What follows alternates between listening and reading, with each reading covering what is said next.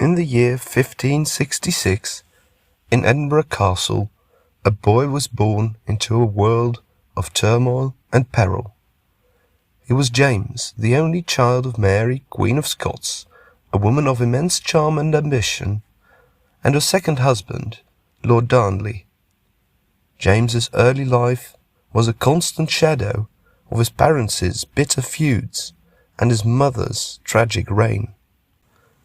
When his father was murdered and his mother was forced to abdicate, the infant James became James VI, King of Scots, at just 13 months old. He was a king without power, raised by a series of regents and tutors, a vulnerable pawn in the brutal game of Scottish politics. His education, however, was exceptional.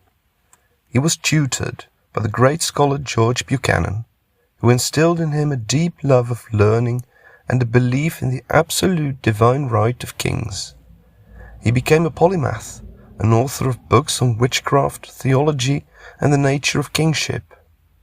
This intellectual foundation would define his approach to rule, blending a belief in his own godly authority with a sophisticated understanding of governance.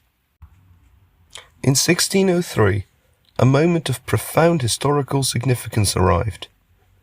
Queen Elizabeth I of England, the last of the Tudor monarchs, died without an heir. For decades, the question of the succession had hung over England like a storm cloud. James, as the great-great-grandson of Henry VII, was the closest claimant. The union of crowns, a concept he had long cherished, was about to become a reality. He was crowned James I, King of England, bringing the two historic rivals under a single sovereign for the first time. The journey south from Edinburgh to London was a triumphant procession, as he finally embraced the destiny that had awaited him since birth. He inherited a prosperous but deeply divided kingdom. The religious tensions of the Reformation were still simmering.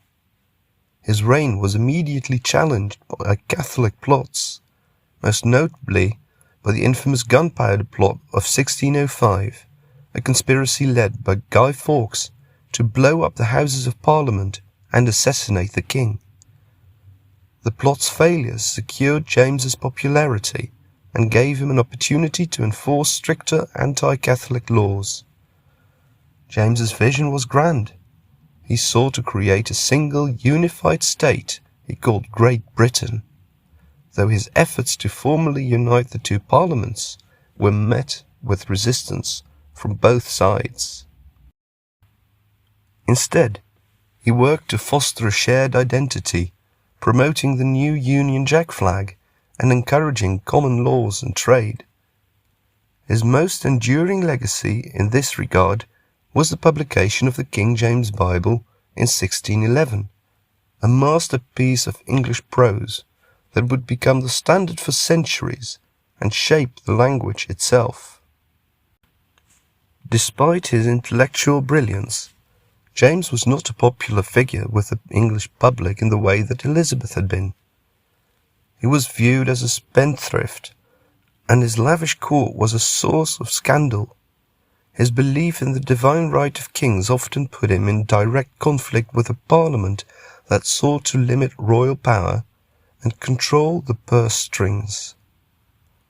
This growing tension between crown and parliament would continue throughout his reign and lay the groundwork for the civil war that would erupt under his son, Charles I.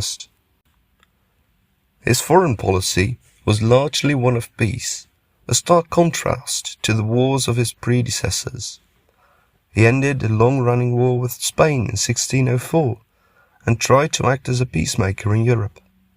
He sought to marry his son Charles to a Spanish princess, a controversial move that alienated many in England. This desire for diplomatic alliances led to a period of relative stability, but it was often criticized as being too passive. James's personal life was also a subject of much discussion.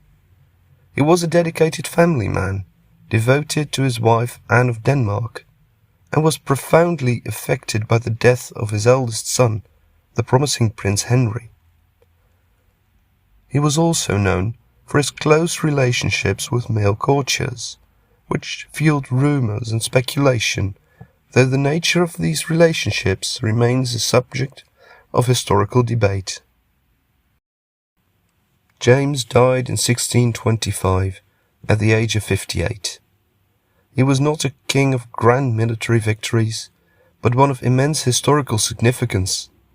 He had, with a peaceful accession, accomplished what centuries of monarchs and warriors had failed to do: unite the crowns of England and Scotland. He was a fascinating, flawed and complex figure, a king whose intellectual legacy and political struggles would resonate for generations, leading inexorably to the very conflicts he had tried to avoid.